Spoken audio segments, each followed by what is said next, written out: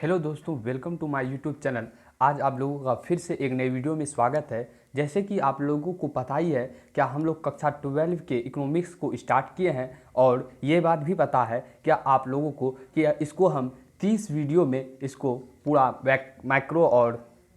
Micro economics जो है दोनों को ख़त्म कर देंगे, अर्थात व्यष्टि और समष्टि कक्षा 12 की जो इकोनॉमिक्स है। आई होप आप लोग पिछला वाले जो फर्स्ट लेक्चर था उसको समझ लिए होंगे, क्योंकि उसी वीडियो में हमारे पूरा पढ़ाने का तरीका दिया गया है और किस प्रकार से पढ़ाएंगे। और उस वीडियो को अगर आप नहीं देखे हैं तो जाके प्लीज़ उसको देख लें, क्योंकि उस वीडियो को देखने के बाद ही आप लोगों को ये वीडियो पूरी अच्छी प्रकार से समझ में आएगी। तो आज हम लोग बात करने वाले हैं और लेक्चर हमारा दूसरा है, जिसमें बात करेंगे अर्थव्यवस्था एवं उसकी केंद्रीय समस्या।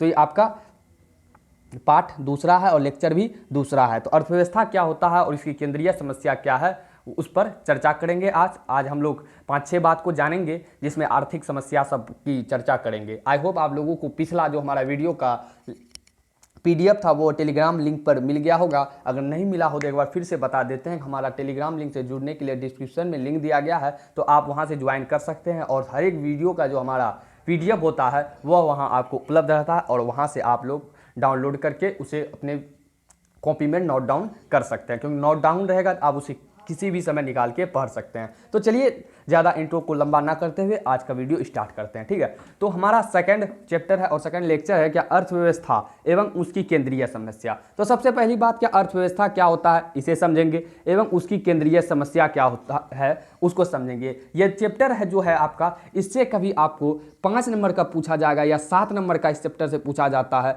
या कभी इससे 5 का 5 या 4 नंबर का, बस इतना ही इस चैप्टर से पूछा जाता है। अब 7 नंबर का पूछे या 5 नंबर का पूछे, पढ़ना तो आपको जरूरी है। तो सबसे पहले किसी भी चैप्टर को पढ़ने से उसका पहले परिचय जानना चाहिए, कि उस चैप्टर में पढ़ना क्या क्या है। तो उस चैप्टर में हमको सबसे पहली बात पढ़ना है आर्थिक समस्या क्या होता है, इसको पढ़ना है। अर्थव्यवस्था क्या होता है, इसको पढ़ना है। और अर्थव्यवस्था की केंद्रीय समस्या क्या होती है, इसको पढ़ना है। और अर्थव्यवस्था का कितना प्रकार है उसे पढ़ना है। उत्पादन संभावना वक्र, ये आपका 2 नंबर में फिक्स रहता है और कई बार इसे पूछा जाता है। PPC इसी को कहता है। और अवसर लागत पढ़ेंगे। ये जो हमारा फर्स्ट, सेकंड, थर्ड, 4, 5, 6, 7, 8 चीज़ को आज हम लोगों को पढ़ना है और 8 को कॉन्सेप्ट इसमें आज हम लोगों को क्लियर करना है। क्योंकि अब आप लोग समझ गए होंगे कि आज पूरी वीडियो में हम लोग क्या बात करेंगे, और इनके बाद हमारा 15-20 सवाल रहेगा जो हम लोगों का टेस्ट हो जाएगा अंतिम में। तो चलिए स्टार्ट करते हैं। सबसे पहली बात, अर्थव्यवस्था क्या होता है और आर्थिक समस्या क्या होता है, ठीक है। तो आर्थिक समस्या क्या होता है, अर्थव्यवस्था क्या होता है, आज इसी पर हम लोगों का चर्चा होगा। पहले अर्थशास्त्र क्या होता है आप लोग समझ ही चुके हैं। तो सबसे पहले जानिए यहाँ आर्थिक समस्या, सबसे पहली चर्चा करेंगे आर्थिक समस्या क्या है, ठीक है।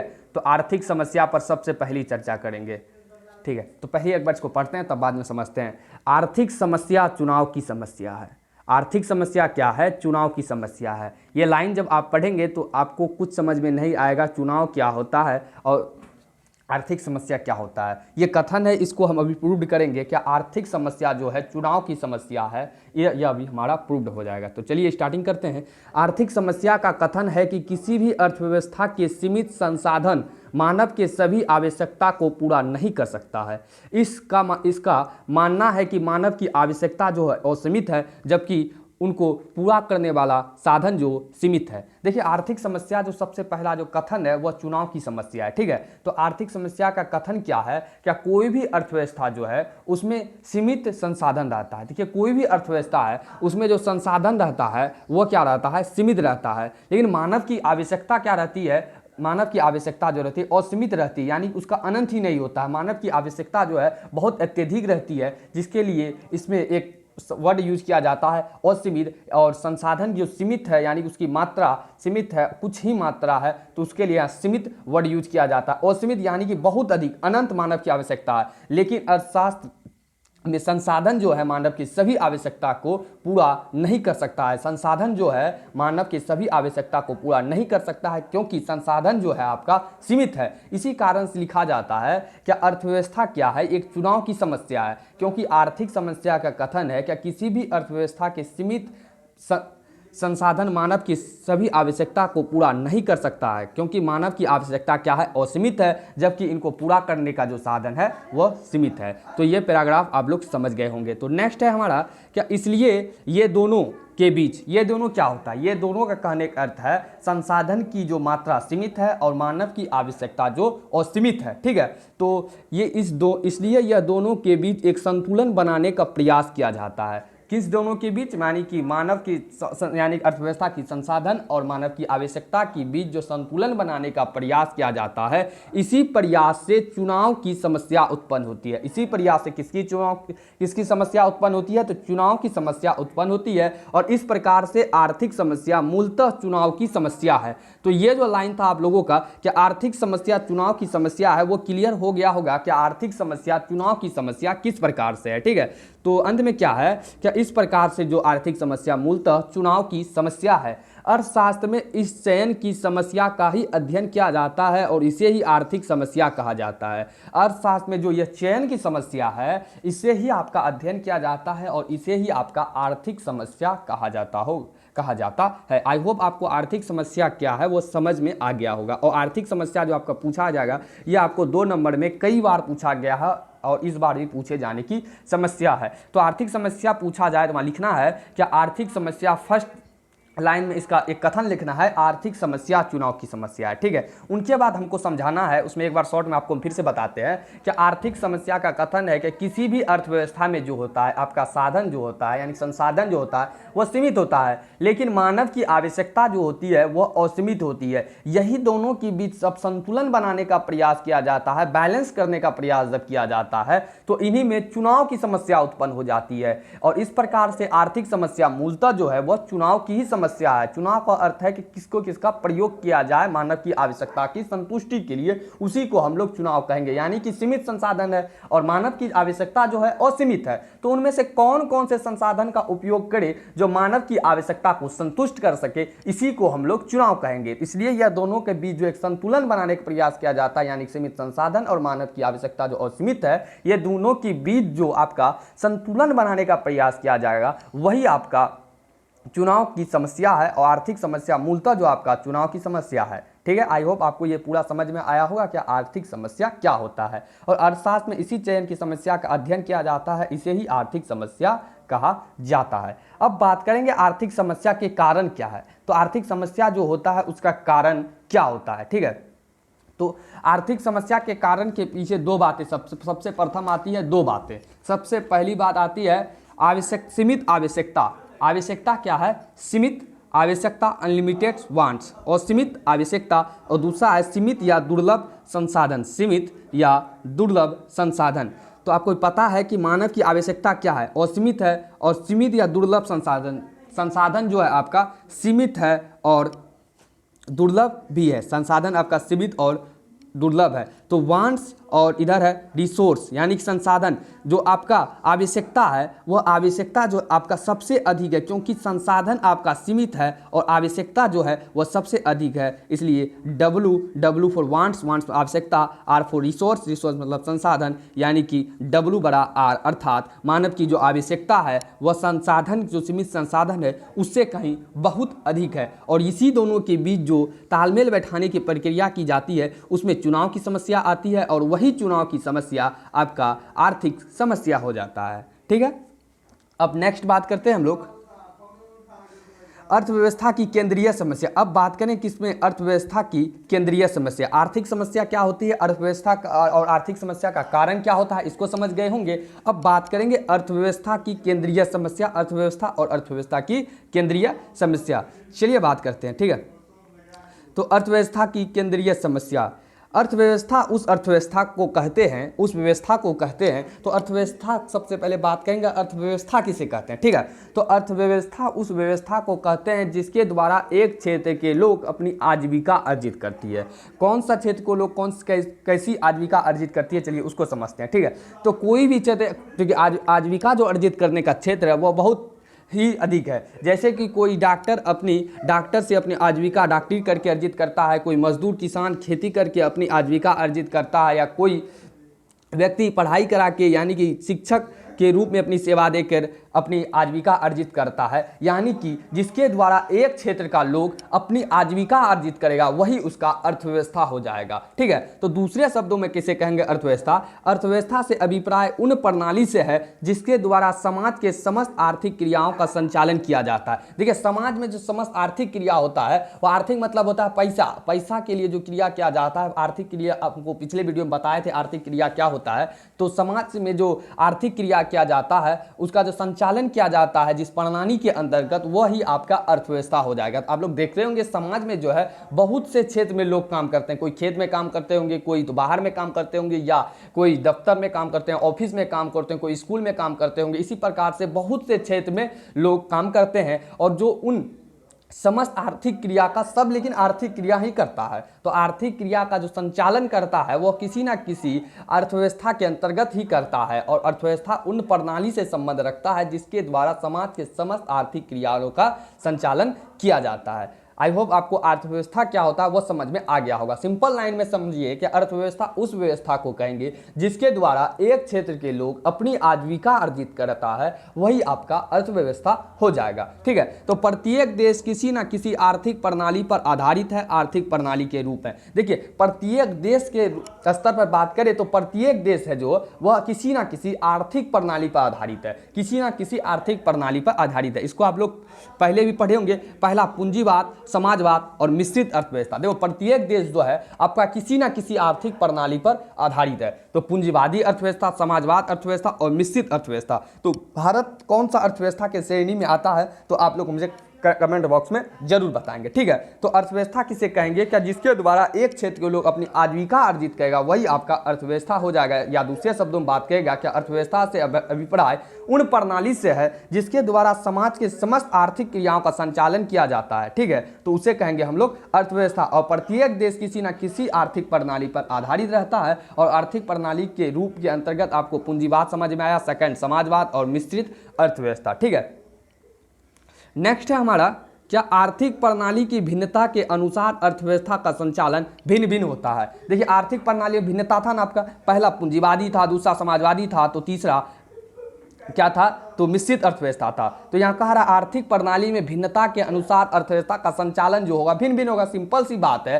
कि अगर आर्थिक प्रणाली में भिन्नता है तो अर्थव्यवस्था का जो संचालन होगा वह भी भिन्न भिन्न होगा, किंतु यानी कि अलग अलग होगा, किंतु साधनों की सीमितता एवं उनके वैकल्पिक प्रयोगों तथा आवश्यकताओं के अनंतता के कारण ही साधनों एवं साध्यों के बीच उपयुक्त तालमेल बैठाने की समस्या आर्थिक प्रणाली में विद्यमान है। इन्हें ही अर्थव्यवस्था की केंद्रीय मूलभूत समस्या कहते हैं। देखिए, वे बात जो पहले पढ़े वह बात देखिए हमारा फिर से यहाँ आता है। आर्थिक अर्थव्यवस्था की केंद्रीय समस्या के अंतर्गत क्या आया? क्या आर्थिक प्रणाली भिन्नता के अनुसार अर्थव्यवस्था का संचालन जो होता है, अर्थव्यवस्था का संचालन होता है जो है वह भिन्न भिन्न होता है, किंतु साधनों की सीमितता, यह बात आप जानते हैं कि साधनों की सीमितता एवं उनका जो है वैकल्पिक प्रयोग तथा आवश्यकता की अनंतता, यानी कि मानव की आवश्यकता की अनंतता जो है, एवं साधन एवं साध्य के बीच उपयुक्त तालमेल बैठाने की, यानी कि आवश्यकता और साधनों के बीच उपयुक्त तालमेल बैठाने की आर्थिक प्रणाली में जो विद्यमान रहेगा जो समस्या, वह आपका अर्थव्यवस्था की केंद्रीय या मूलभूत समस्या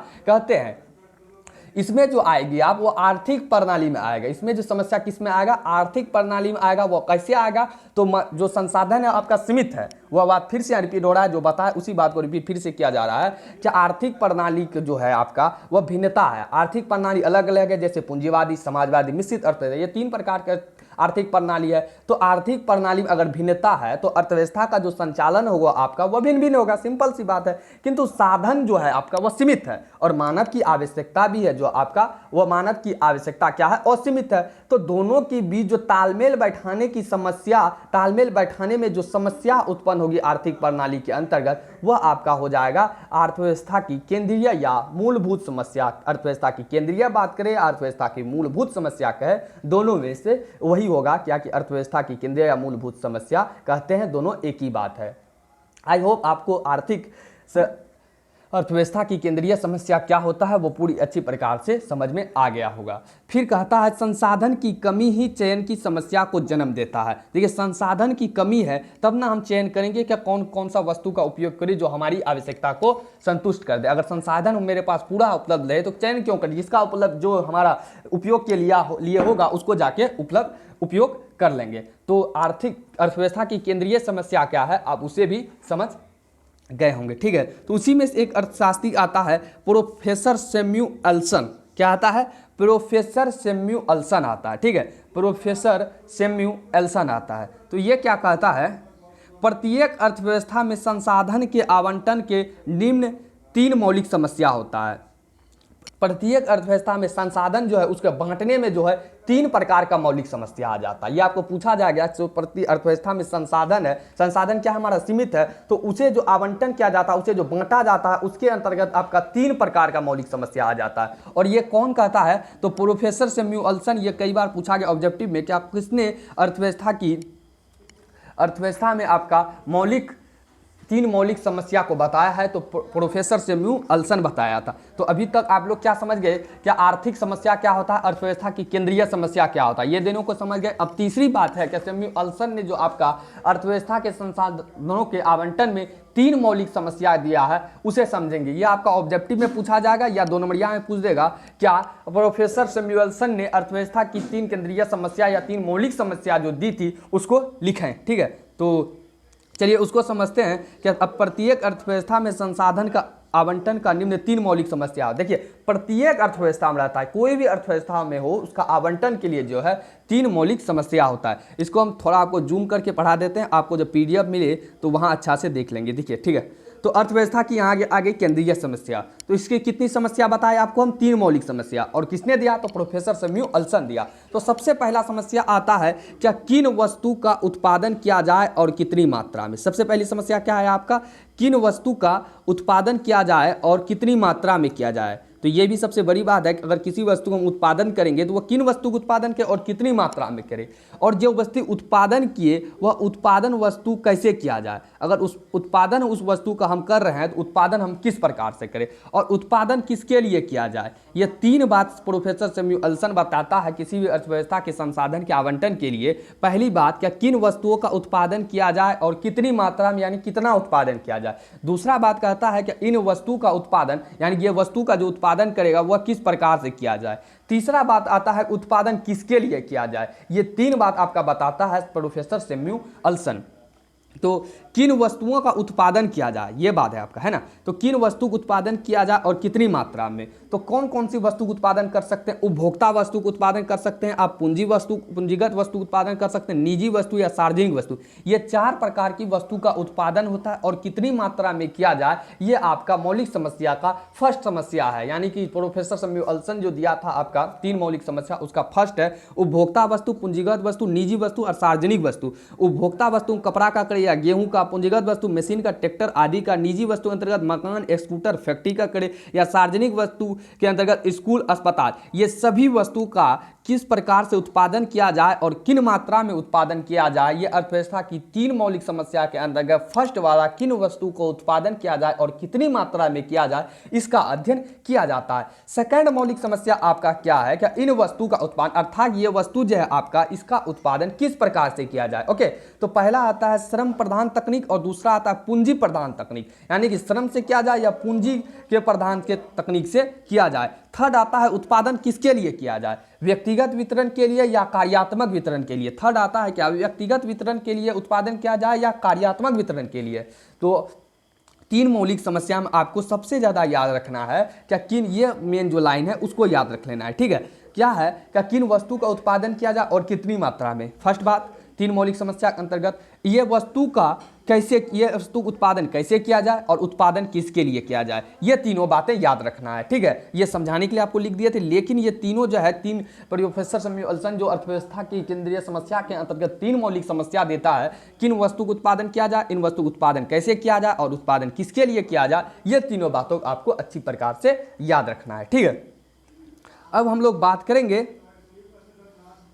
आप लोग इसमें से क्या क्या चीज़ पढ़ लिए अभी, आर्थिक समस्या पढ़ लिए, ठीक। अर्थव्यवस्था क्या है उसको समझ लिए, अर्थव्यवस्था की केंद्रीय समस्या क्या है उसको समझ लिए, और अर्थव्यवस्था की जो प्रकार थी पूंजीवादी, मिश्रितवादी, समाजवादी, ये तीनों पढ़ लिए, और उत्पादन संभावना वक्र पढ़ेंगे और अवसर लागत पढ़ेंगे। अब 2 ही बचा, ठीक है। तो चलिए बात करते हैं। ये वीडियो भी आपका छोटा ही होगा क्योंकि दूसरा अध्याय बहुत शॉर्ट में ही खत्म हो जाएगा, लेकिन तीसरा लेक्चर जो होगा वो आपका 1 से 1.5 घंटा का नीचे नहीं होगा, तो उसमें बात करेंगे अच्छे प्रकार से, ठीक है।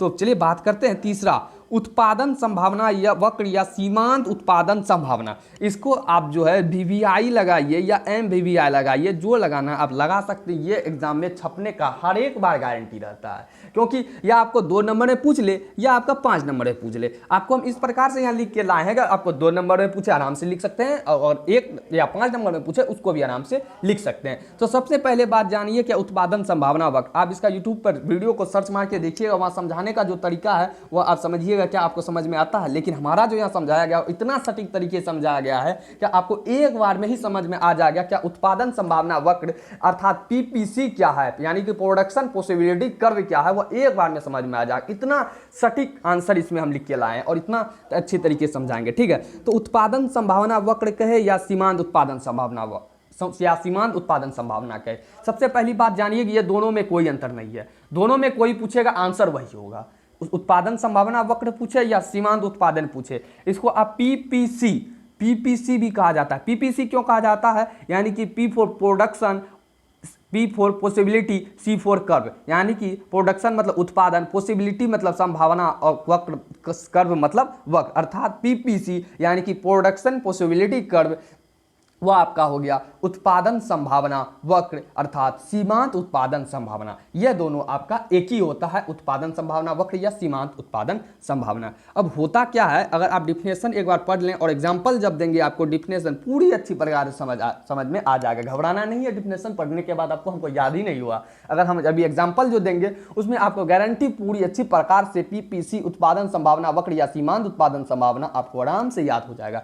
तो इसका डिफिनेशन है, उत्पादन संभावना वक्र यह 2 वस्तुओं के संभावित संयोग को प्रकट करता है। यह 2 मुख्य मान्यता पर आधारित है। आप समझते होंगे क्या दो वक्र, यह जो वक्र है 2 वस्तुओं का संभावित संयोग क्या है, क्या प्रकट करेगा। तो एक बार इसको सिर्फ डिफिनेशन पढ़िए, क्या उत्पादन संभावना वक्र, यह वक्र 2 वस्तुओं के संभावित संयोग को प्रकट करेगा। क्या करेगा उत्पादन संभावना वक्र, 2 वस्तु का जो संभावित संयोग होगा उसी को प्रकट करेगा। और यह जो है 2 मुख्य मान्यता पर आधारित होगा। पहला स्थिर तकनीक, दूसरा जो होगा वह स्थिर साधन। यही दोनों मान्यता पर यह आपका उत्पादन संभावना वक्र जो है आपका आधारित होगा। तो उत्पादन संभावना वक्र के अंदर आप क्या समझे, 2 वस्तु का ये संभावित संयोग को ही प्रकट करेगा, यानी कि 2 वस्तु का जो संभावित संयोग होगा ये उसी को प्रकट करेगा। आपको हम इसकी विशेषता ही बता देते हैं, तब एग्जाम्पल पे ले जाएंगे, अच्छी प्रकार समझ में आ जाएगा। तो PPC की विशेषता, बाएं से दाएं नीचे की ओर झुकती है। क्या करेगा, बाएं से दाएं जो है ये नीचे की ओर झुकेगा। दूसरा बात, क्या उत्पादन संभावना वक्र मूल बिंदु के प्रति नतोदार होती है। बाएं से दाएं नीचे की ओर झुकेगा और उत्पादन संभावना मूल बिंदु के प्रति नतोदार होगा। ये दोनों बातें आपका हो जाएगा PPC की विशेषता अर्थात उत्पादन संभावना वक्र की। घबराना नहीं, अब एग्जाम्पल दे रहे हैं आपको, ये दोनों बातें आसानी से क्लियर हो जाएगा, ठीक है। तो इसका एग्जाम्पल देखिए, ठीक है। आपको भी हम क्या बताए थे, क्या यह 2 वस्तुओं के संभावित संयोग को प्रकट करेगा, ठीक है। सबसे पहले आप समझिए, आपके पास एक खेत है, ठीक है। आप उसको 10 भाग है उसमें, ठीक है, 2 3 4 5 6 7 8 9 10, ठीक है। तो उसमें से आप क्या कर रहे हैं, कपास का उत्पादन कर रहे हैं, ठीक है। संभावना A है हमारा, ठीक है। उसमें आप पूरा का पूरा कपास का उत्पादन कर रहे हैं, अर्थात जो आपका होगा वह 10 भाग पे क्या होगा, कपास का उत्पादन होगा। और हमको मन क्या हुआ, इसमें कोई भी अनाज उपजाने का मन हुआ, गेहूं या चावल, अनाज समझिए, ठीक है। तो अनाज उपजाने का मन होता है, ठीक है। तो अनाज उपजाने का जब मन होता है, पहली बार अगर मन हुआ है तो जिस बार फसल लगा हुआ है तो उस बार तो हम अनाज उपजा नहीं सकते हैं। तो उस बार कपास की जो हमारे पास होगा हिस्सा कितना होगा 10, लेकिन अनाज हमें प्राप्त नहीं हुआ। जब सेकंड बार फसल को काटे हम, तो सेकंड बार क्या करते हैं, 1 भाग पर हम अनाज लगा देते हैं, कोई सा भी अनाज। तो हम कितने भाग पर यहाँ कपास का उत्पादन करेंगे, 9 भाग पर। सेकंड बार क्या करते हैं, थर्ड बार क्या करते हैं, हम 2 भाग पर अनाज का उत्पादन कर देते हैं। तो एक भाग पहले से था और दूसरा भाग का फिर से कर दिए, अर्थात 3 भाग पर कर दिए। जब 3 भाग पर हम अनाज का उत्पादन कर देंगे तो हमारे पास कितना भाग कपास का उत्पादन करने के बचेगा, तो 7 भाग बचेगा। जब चौथा बार हम फसल जब काटे तो इस बार हम क्या किए, अनाज का फिर से 3 भाग ले लिए, अर्थात 3 2 5 1 6 भाग अनाज का उत्पादन कर रहे हैं। तो कपास का उत्पादन के हमारे पास कितना बचेगा, 4 भाग बचेगा। फिर 5वां बार क्या करते हैं, फिर हम 4 भाग अनाज का उत्पादन के लिए ले लेते हैं। तो कपास के उत्पादन के लिए कितना बचेगा, अब 4 3 7 और 7 2 9 1 10। तो इस प्रकार से 10 भाग को हम अनाज का उत्पादन करने के लिए ले लिए। तो कपास के उत्पादन करने के लिए हमारे पास जमीन कितना बचेगी, कुछ नहीं बचेगी, अर्थात 0 बचेगी। यानी कि अनाज का उत्पादन फर्स्ट ए संभावित संयोग में आपका ए 0 था, तो कपास का संयोग आखिरी में आपका 0 हो गया। तो आपको हम पहले इसमें बताए थे क्या, यह 2 वस्तु के संभावित संयोग को प्रकट करेगा। तो देखिए यह 2 वस्तु के संभावित संयोग की संभावना है, यह संभावना किया जा रहा है। तो पहले आप समझ चुके हैं कि उत्पादन संभावना या वक्र, अर्थात उत्पादन की जो संभावना है, उत्पादन की संभावना कर सकते हैं, संभावना को बारे में यहाँ बात बताया जा रहा है, उसी को वक्र पे बताना है, वही है आपका उत्पादन संभावना वक्र। तो यहाँ 2 वस्तु को लिए, पहला कपास और दूसरा अनाज को लिए, ये दोनों के बीच हम लोग उत्पादन संभावना को देखें। अर्थात फर्स्ट बार जब हम लोग कपास का उत्पादन 10 भाग पर कर रहे थे हमारे पास अनाज की कोई भी उपयोगिता नहीं थी, यानी अनाज हमारा एक भी भाग पैदा नहीं हो रहा था, अर्थात वो अनाज की भाग हमारे पास 0 थी। सेकंड बार क्या किया, 1 भाग पर जब हम लोग उगा लिए अनाज को, तो कपास का कितना भाग बचेगा, 9 भाग बचेगा। फिर थर्ड बार 2 भाग पे उगाते हैं, 2 पहला 1 वाला 3 को जोड़ लेते हैं तो 7 भाग बचता है। इसी प्रकार से करते करते अंतिम में क्या करते हैं, 4 भाग पे उपजाते हैं और ये मिला के 10 हो जाता है। कपास के उत्पादन कितना हो जाता है, 0। आई होप आपको ये जो तालिका है वो पूरी अच्छी प्रकार से समझ में आ गया होगा। देखिए आपको जो ये आपका ग्राफ देखते ही आप लोग घबरा जाते हैं, ग्राफ देखिए कभी नहीं घबराना है। ग्राफ आपको हमारे चैनल पर सिंपल सा समझाया जाएगा। तो ये आपको एग्जाम्पल में मानना है, क्या करना है, मान लेना है, माना कि लिख के इसको आपको बना देना है। आई होप आपको ये बनाने में कोई दिक्कत ना हो। अगर पीपी से संबंधित, अगर उत्पादन संभावना वक्र से अगर इसमें कोई दिक्कत हो तो आप हमें कमेंट बॉक्स में बता सकते हैं। अब सिंपल सा आइए, क्या इसका आपको ग्राफ खींच देना है, सिंपल सा ग्राफ खींच देना। ग्राफ खींचने के अंतर्गत आप जानते हैं कि पहला क्षैतिज रेखा, दूसरा ऊर्ध्वाधर रेखा लिया जाता है। तो 2 रेखा ले लीजिए आप, सिंपल सा जानते ही ये बात को 10 क्लास से ही पढ़ते आ रहे होंगे, 6 7 8 सब में पढ़े होंगे क्या 2 रेखा की जरूरत होती है। 2 रेखा को ले लिए, ठीक, ये हमारा x हो जाएगा और ये आपका y हो जाएगा, ठीक है। तो इसमें से देखिए ये आपका कपास है, ठीक है, और ये आपका क्या है, अनाज है, क्या है, अनाज है, यहाँ लिखल भी है, यहाँ ये कपास है, ये अनाज है आपका, ठीक है। अब क्या करते हैं, अनाज का उत्पादन देखिए कितना हाईएस्ट कितना है, आप जानते हैं सवाल लेने के लिए आपको एक बार फिर से बताते हैं 4, तो 5 तक हाईएस्ट ले लिए, ठीक। और कपास की कितना है 10, तो ऊपर हाईएस्ट 10 तक ले लिए। ये आसानी से आप लोग बना सकते हैं, कोई दिक्कत नहीं है। और यहाँ 1 2 3 4 5 कर देंगे और 2 2 का अंतराल कर लेंगे, 10 तक हो जाएगा। तो फर्स्ट बार उत्पादन संभावना में देखिए अनाज कितना उत्पादन हो रहा है, 0, अर्थात यहाँ हो जाएगा। और कपास कितना उत्पादन हो रहा है, आसानी से देख सकते हैं, कपास ये वाला रेखा है, कपास का उत्पादन 10।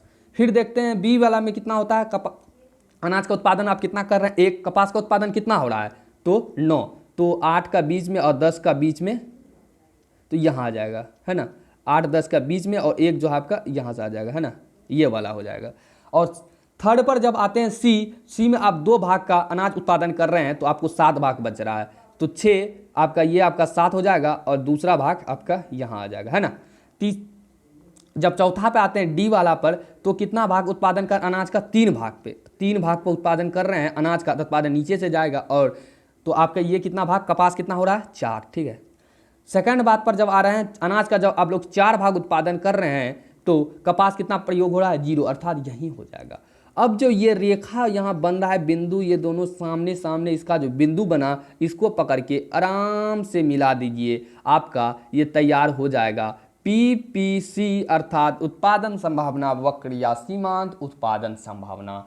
आई होप आपको इस ये ग्राफ बनाने में, सीमांत उत्पादन संभावना वक्र को बनाने में किसी भी प्रकार की दिक्कत नहीं होगी। अगर किसी भी प्रकार की दिक्कत हो तो आप हमको वीडियो पर कमेंट करके बताएं या हमारे टेलीग्राम ग्रुप को जहाँ ज्वाइन करेंगे वहाँ आप हमको मैसेज करके बताएं। इस वीडियो को आपको हम फिर से बता देंगे क्योंकि ये बहुत ही इंपॉर्टेंट है, उत्पादन संभावना वक्र। आई होप आपको कोई भी दिक्कत नहीं होगी अब उत्पादन संभावना वक्र को समझने में। तो दो वस्तु के संभावित संयोग पर बात किए और इसका हम लोग रेखा खींच लिए, यानी कि ग्राफ खींच लिए। तो आपको हम क्या बताए थे, अब देखिए ये आपका क्लियर हो जाएगा। क्या उत्पादन संभावना वक्र, यह वक्र दो वस्तु के संभावित संयोग को प्रकट करेगा। तो आप लोग देख लिए कि यह दो वस्तु संभावित संयोग पर प्रकट किया और स्थिर तकनीक था और स्थिर साधन, यानी कि दोनों प्रकार जो स्थिर तकनीक था वो स्थिर साधन भी हमारा ये दोनों जो था वो आपका तकनीक और साधन दोनों स्थिर था। और पीपीसी की विशेषता जो बताए थे कि बाएं से दाएं नीचे की ओर झुकेगा और मूल बिंदु के प्रति क्या होगी, ये अपने मूल बिंदु के क्या प्रति क्या होती है, नतोदर होती है। मूल बिंदु यहाँ होती है तो मूल बिंदु क्या प्रति होती है, नतोदर होती है, यानी नीचे की ओर गिरती है। आई होप आपको ये पूरा क्लियर हो गया होगा। अब इसी में एक सवाल आता है, इस बार भी 2019 या 20 में पूछा गया है, क्या उत्पादन संभावना वक्र नतोदार क्यों होता है। एक प्रश्न बनता है क्या उत्पादन संभावना वक्र नतोदार क्यों होता है, ये 2 नंबरिया में पूछा जाएगा। ठीक है, क्या उत्पादन संभावना वक्र नतोदार क्यों होता है, बस इतना ही पूछा जाएगा। तो चलिए इसको हम समझाते हैं आपको। देखिए सभी उत्पादन वक्र अपने मूल बिंदु के प्रति नतोदार होता है, इसका जानते ही है बात। और इसका अभिप्राय है कि जब हम किसी एक वस्तु का उत्पादन बढ़ाना चाहते हैं तो हमें दूसरी वस्तु का उत्पादन को त्यागना पड़ता है। माना कि x वस्तु के प्रति 1 में बढ़ोतरी करने के लिए y वस्तु की उत्तरोत्तर अधिक मात्रा में हमें त्यागना होगा, जिसके कारण उत्पादन संभावना वक्र अपने मूल बिंदु के प्रति नतोदार होता है। यह आपका हो गया आंसर, लेकिन इसको अब हम समझाते हैं आपको। ठीक है, आप लोग ये बात जानते हैं क्या, सभी उत्पादन संभावना वक्र अपना मूल बिंदु के प्रति नतोदार होता है। इसका अर्थ क्या होता है, इसका अभिप्राय क्या है, जब हम किसी एक वस्तु का उत्पादन अगर हम बढ़ाना चाहेंगे तो हमें दूसरी वस्तु का उत्पादन त्यागना पड़ेगा। यानी कि अगर हम यहाँ हमारे पास 2 वस्तु है, ठीक है, अगर इस वस्तु का हम लोग उत्पादन बढ़ाना चाहेंगे तो दूसरा वस्तु का हम लोग उत्पादन वो त्यागना होगा। मान लेते हैं कि यह हमारा x वस्तु है और ये हमारा y वस्तु है। ठीक है, अगर x वस्तु में हमें इसकी मात्रा को बढ़ाना पड़ेगा तो y वस्तु जो है इसकी मात्रा को हमको घटाना होगा। सिंपल सा है, अगर x वस्तु की मात्रा हमको बढ़ाना है तो y वस्तु की मात्रा को घटाना पड़ेगा या कि त्यागना पड़ेगा, जिसके कारण ही आपका उत्पादन संभावना वक्र जो है मूल बिंदु के प्रति नतोदार होता है। एक बार आपको हम फिर से ये आंसर समझाते हैं पढ़ के। क्या सभी उत्पादन संभावना वक्र अपने मूल बिंदु के प्रति नतोदार होता है। इसका अभिप्राय है कि जब हम किसी एक वस्तु का उत्पादन बढ़ाना चाहते हैं तो हमें दूसरी वस्तु का उत्पादन को त्यागना पड़ता है। माना कि x वस्तु के प्रति 1 में बढ़ोतरी के लिए y की उत्तरोत्तर अधिक मात्रा में हमें त्यागना होगा, जिसके कारण उत्पादन संभावना वक्र अपने मूल बिंदु के प्रति नतोदर होता है। सिंपल सा है, जो बताए वही है। x और y ये वस्तु में अगर बढ़ाना होगा तो ये वस्तु त्यागना होगा, अगर ये वस्तु बढ़ाना होगा तो ये वस्तु त्यागना होगा। यही त्यागने की प्रक्रिया के कारण जो होता है उत्पादन संभावना वक्र अपने मूल बिंदु के प्रति नतोदर हो जाता है। आई होप इसमें भी आपको कोई दिक्कत नहीं हुआ होगा। अब बात करेंगे अवसर लागत। ठीक है, छोटा छोटा सा है, इस पर तुरंत बात कर लेते हैं हम लोग। अवसर लागत क्या है, एक वस्तु की कुछ अधिक मात्रा प्राप्त करने के लिए बदले दूसरी वस्तु की कुछ मात्रा को छोड़ना पड़ता है। सिंपल सा वही पढ़े हैं वही बात है फिर से। क्या एक वस्तु की कुछ अधिक मात्रा प्राप्त करने के लिए हमें दूसरी वस्तु की मात्रा को छोड़ना पड़ेगा, इसे वस्तु की अतिरिक्त इकाई प्राप्त करने का अवसर लागत कहते हैं। जो अगर x वस्तु का उत्पादन कर रहे हैं और y वस्तु का भी हम ले रहे हैं, अगर x वस्तु की मात्रा बढ़ाना चाहते हैं तो हमें y वस्तु की मात्रा घटाना पड़ेगा। x वस्तु की जो हम अतिरिक्त इकाई प्राप्त कर रहे हैं, यानी x वस्तु जो अधिक इकाई प्राप्त कर रहे हैं, वही आपका अवसर लागत हो जाएगा। कितना सिंपल सा है, यानी कि x वस्तु का उत्पादन बढ़ा रहे हैं तो वह वस्तु जो उत्पादन जितना बढ़ रहा है वही आपका क्या हो जाएगा, अवसर लागत हो जाएगा। सिंपल सा, एक वस्तु की कुछ अधिक मात्रा प्राप्त करने के बदले दूसरी वस्तु की कुछ मात्रा को छोड़ना पड़ता है, इसे वस्तु की अतिरिक्त इकाई प्राप्त करने को क्या कहते हैं, अवसर लागत कहते हैं। अवसर लागत की संकल्पना व्यक्ति विशेष तथा समाज दोनों पर लागू होता है और कभी कभी अवसर लागत को आर्थिक लागत भी कहते हैं। ध्यान रखेंगे, क्या कभी कभी अवसर लागत को आर्थिक लागत भी कहते हैं। और यह बात को भी ध्यान रखेंगे, क्या अवसर लागत जो आपका है वह संकल्पना व्यक्ति विशेष तथा समाज दोनों पर लागू होता है। ऑब्जेक्टिव में पूछा जा सकता है क्या अवसर लागत की संकल्पना लागत लागू होती है, देगा क्या कहते हैं ऑप्शन में, क्या व्यक्ति विशेष पर, समाज पर, दोनों पर, इनमें से कोई नहीं। आप लोग पढ़े होंगे तब ना मारेंगे, तो पढ़े हैं आराम से मार सकते हैं। व्यक्ति विशेष तथा समाज दोनों पर लागू होता है, अर्थात आपका सी करेक्ट आंसर होगा। तो अवसर लागत भी समझ चुके हैं। अब बात करेंगे हम लोग केंद्रीकृत योजनाबद्ध अर्थव्यवस्था। केंद्रीकृत योजनाबद्ध अर्थव्यवस्था, इसे आप लोग समाजवादी अर्थव्यवस्था के अंतर्गत पढ़े होंगे। ठीक है, समाजवादी अर्थव्यवस्था क्या होता है आप लोग जानते ही होंगे, और केंद्रीकृत योजनाबद्ध अर्थव्यवस्था का दोनों डिफिनेशन एक ही होता है कि समाजवादी अर्थव्यवस्था के अंतर्गत पढ़े होंगे आप लोग, जो पढ़े हैं वही होता है आंसर। ठीक है, तो लेकिन आपका जो यहाँ इकोनॉमिक्स में लिखा गया वह केंद्रीकृत योजनाबद्ध अर्थव्यवस्था में लिखा गया है, यानी केंद्रीकृत योजनाबद्ध अर्थव्यवस्था किसे कहते हैं, दोनों में कोई पूछे आंसर वही होगा। ठीक है, तो केंद्रीकृत योजनाबद्ध अर्थव्यवस्था एक ऐसी अर्थव्यवस्था होती है जिसमें उत्पादन कारकों पर सरकार का स्वामित्व होता है। केंद्रीकृत योजनाबद्ध अर्थव्यवस्था क्या होता है, जो अर्थव्यवस्था पर क्या होता है, उत्पादन कारक जो उत्पादन करता है अर्थव्यवस्था, उस पर जो स्वामित्व होगा यानी उस पर जो मालिकपन होगा, यानी उस पर जो हक करता हक जताता है, वह सामाजिक, उसका जो स्वामित्व जो होता है, उसका मालिकपन किसके पास होता है, सरकार के पास, तथा यह उत्पादन सामाजिक कल्याण के उद्देश्य से किया जाएगा। सरकार अगर उत्पादन करेगा वो अपना घर थोड़ी लेके जाएगा, सरकार अगर उत्पादन कर रहा है किसी वस्तु का वो तो सामाजिक कल्याण के उद्देश्य के लिए ही किया जाएगा, इसलिए तो इसको समाजवादी अर्थव्यवस्था भी कहते हैं। तो इसे, लेकिन आपका यहाँ जो लिखा है केंद्रीकृत योजनाबद्ध अर्थव्यवस्था, अर्थात केंद्रीकृत योजनाबद्ध अर्थव्यवस्था एक ऐसी अर्थव्यवस्था है जिसमें उत्पादन कारक जो है सरकार का स्वामित्व होता है तथा उत्पादित सामाजिक कल्याण का उद्देश्य से किया जाता है इसमें वस्तु का उत्पादन। ऐसी अर्थव्यवस्था में क्या उत्पादन किया जाए, तो आपको हम बता चुके हैं कि क्या उत्पादन किया जाए, कैसे उत्पादन किया जाए, कितनी मात्रा में किया जाए एवं किस प्रकार से किया जाए, ये अर्थव्यवस्था की समस्या होती है और ये सभी अर्थव्यवस्था में आता है। तो इसमें भी वो समस्या है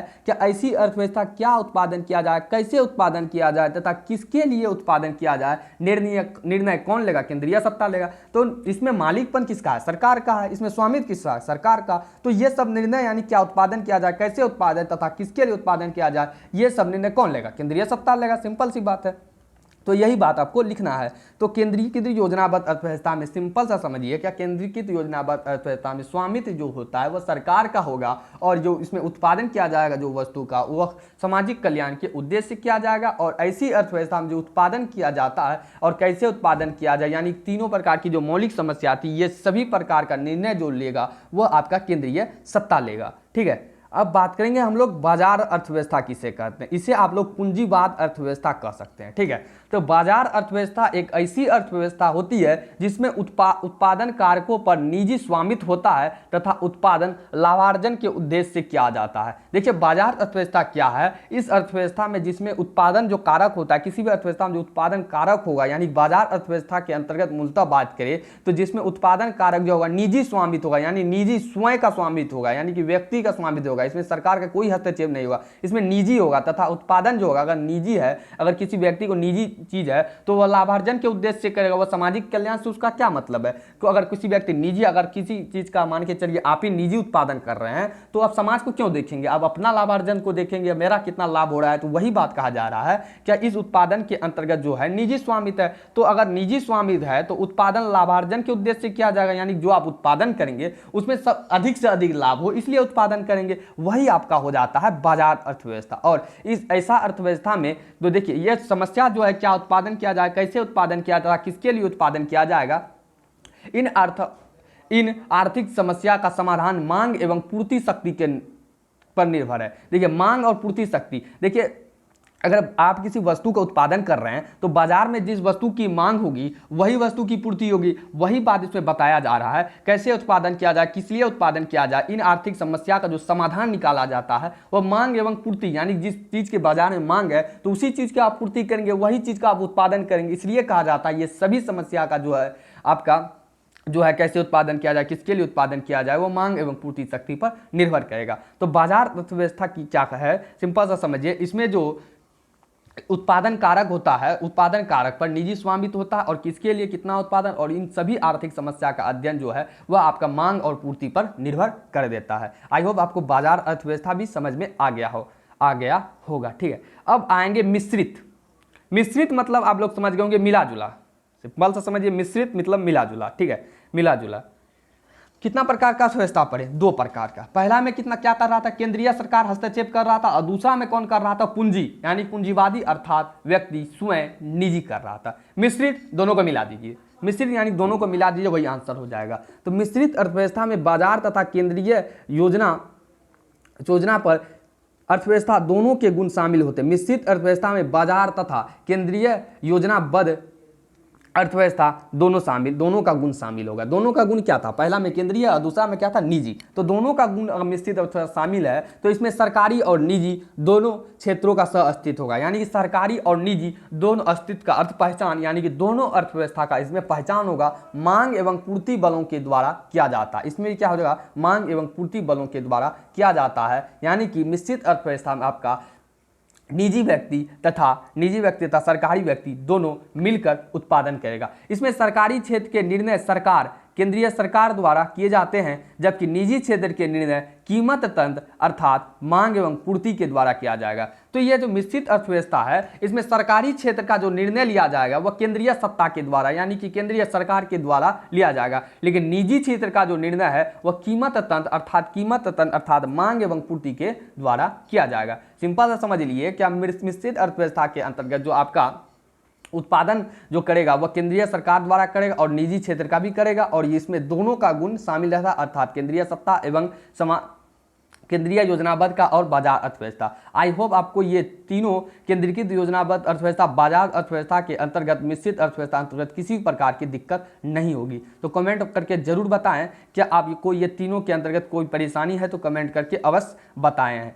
तो अभी तक आप वीडियो को देख रहे हैं तो वीडियो को लाइक कर दें और चैनल को सब्सक्राइब कर दें, क्योंकि आपको हम फ्री में क्लास 12 की माइक्रो इकोनॉमिक्स और मैक्रो इकोनॉमिक्स दोनों का, समष्टि अर्थात समष्टि दोनों का फुल कोर्स कराएंगे बिना कोई फी का। इसलिए आप लोग चैनल को सब्सक्राइब कर दें, क्योंकि आने वाले वीडियो को आप लोग तुरंत ही नोटिफिकेशन मिले, और कक्षा 12 से संबंधित किसी भी प्रकार का बुक से आप ऑब्जेक्टिव सब्जेक्टिव देखने के लिए हमारे चैनल पर विजिट कर सकते हैं। अब चलिए, यह आज का हमारा जो इस लेक्चर का जो हमारा टॉपिक था उस सभी टॉपिक पर चर्चा कर चुके हैं। अब हमारी बारी है टेस्ट की, अर्थात इसमें से कौन कौन सा ऑब्जेक्टिव पूछा जाता है और कौन कौन सा ऑब्जेक्टिव पूछा भी गया है, तो उसी पर अब चर्चा करेंगे। तो आर्थिक समस्या, अर्थव्यवस्था की केंद्रीय समस्या, अर्थव्यवस्था का प्रकार, उत्पादन संभावना, वक्त, अवसर, लागत, इसमें आपको कभी भी किसी भी प्रकार से कहीं भी दिक्कत नहीं होने की हमारी पूरी भी गारंटी है। क्या कभी भी आपको कहीं भी इसमें दिक्कत नहीं होगी। और वीडियो पर कमेंट कर जरूर बताएं आपको वीडियो कैसा लगा। तो अब चलिए हम इसका टेस्ट अर्थात ऑब्जेक्टिव पर बात करें और कौन कौन से ऑब्जेक्टिव पूछा गया है उस पर चर्चा करते हैं, ठीक है।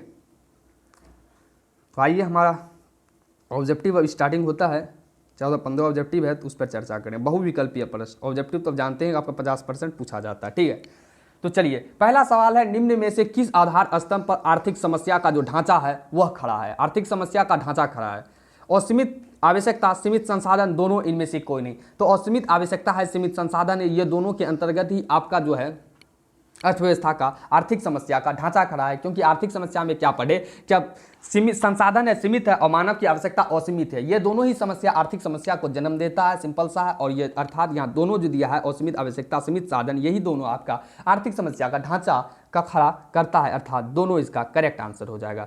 सेकंड सवाल आता है, निम्न में से कौन सा कथन सही है। निम्न में से कौन सा कथन सही है, तो कथन पढ़ने के बाद ही पता चलेगा ना कौन सा कथन सही है। मानव की आवश्यकता अनंत होती है, सीमित साधन सीमित होते हैं, दुर्लभता की समस्या चयन को जन्म देती है, इनमें से सभी। तो सिंपल सा बात है, मानव की आवश्यकता जो होती है वह भी अनंत होती है, सीमित संसाधन होता है, और दुर्लभता की समस्या ही चयन को जन्म देती है, अर्थात इनमें से सभी जो है इसका करेक्ट आंसर हो जाएगा। नेक्स्ट है हमारा, क्या अर्थव्यवस्था की केंद्रीय समस्या का अध्ययन किया जाता है। अर्थव्यवस्था की केंद्रीय समस्या का समस्या कौन सी है, यानी अर्थव्यवस्था की केंद्रीय समस्या कौन सी है। साधनों का आवंटन, साधनों का कुशलतम उपयोग, आर्थिक विकास, उपयुक्त सभी, यानी कि अर्थव्यवस्था में केंद्रीय समस्या कौन है। यह ऑब्जेक्टिव आपको कई बार एग्जाम में पूछा गया है। 11 में पूछा गया, 10, 18 में पूछा गया है, और कॉमर्स वाले को भी पूछा गया है, 16 में पूछा गया है। तो इसे जरूर याद रखेंगे। अर्थव्यवस्था की केंद्रीय समस्या में उपयुक्त सभी आंसर है।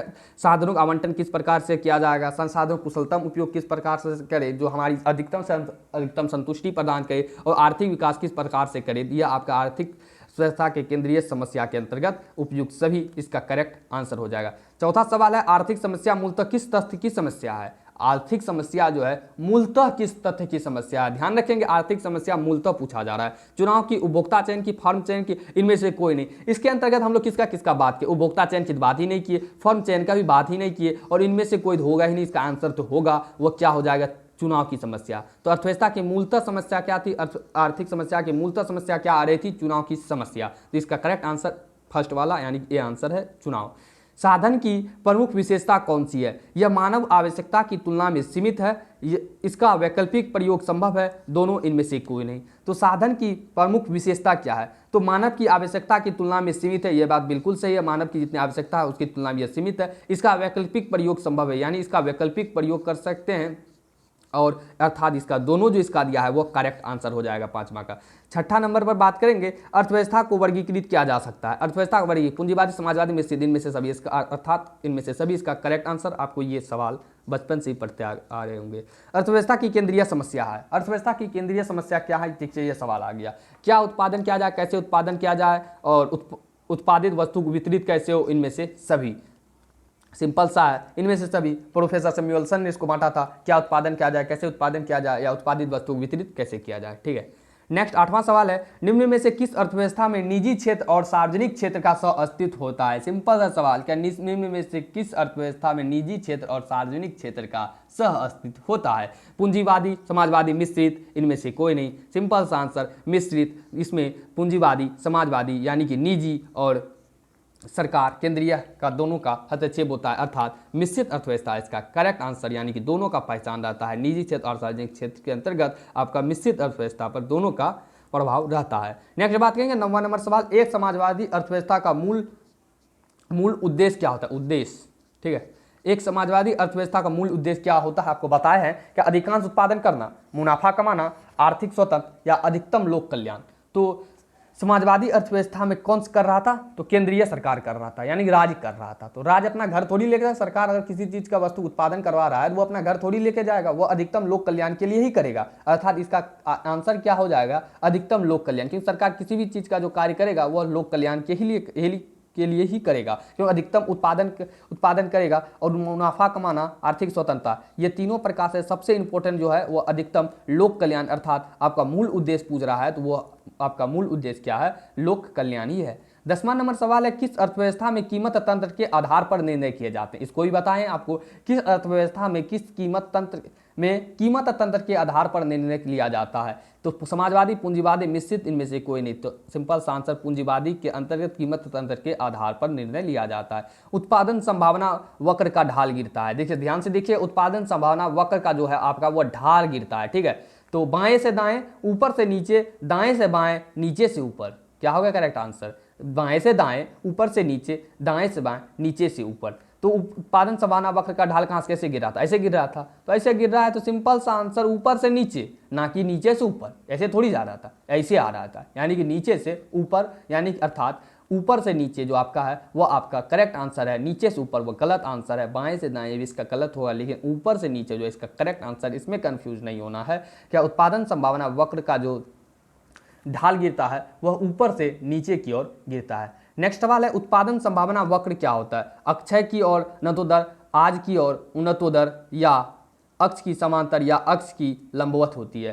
तो उत्पादन संभावना वक्र का वक्र कैसा होता है? जानते ही आप लोग, अक्ष की ओर कैसा होता है? नतोदार होता है। अक्ष की ओर कैसा होता है? नतोदार। यो नहीं होगा, तो अक्ष की ओर कैसी होती है? नतोदार, अर्थात ये इसका करेक्ट आंसर है। नेक्स्ट है 13वां नंबर सवाल, उस वक्र का नाम बताएं जो आर्थिक समस्या दर्शाती है। उस वक्र का नाम बताएं जो आर्थिक समस्या दर्शाती है। 2012 में ये सवाल आपका पूछा गया था। उस वक्र का नाम बताएं जो आर्थिक समस्या दर्शाती है। इसे आप लोग अच्छी प्रकार से याद करेंगे। उत्पादन वक्र, मांग वक्र, उत्पादन संभावना वक्र, उदासीनता वक्र। ध्यान से पढ़ेंगे, क्या उत्पादन संभावना वक्र या उत्पादन वक्र या उत्पादन वक्र। तो इसका जो आपका करेक्ट आंसर होगा 13 नंबर का उत्पादन संभावना वक्र, अर्थात पीपीसी जो आपका है वो करेक्ट आंसर उत्पादन संभावना वक्र ही इसका करेक्ट आंसर है। आर्थिक समस्या के अंतर्गत इसका अध्ययन दर्शाता है। नेक्स्ट है अंतिम सवाल, क्या साधनों की स्वामित्व के आधार पर अर्थव्यवस्था होती है? साधन के स्वामित्व के आधार पर अर्थव्यवस्था होती है।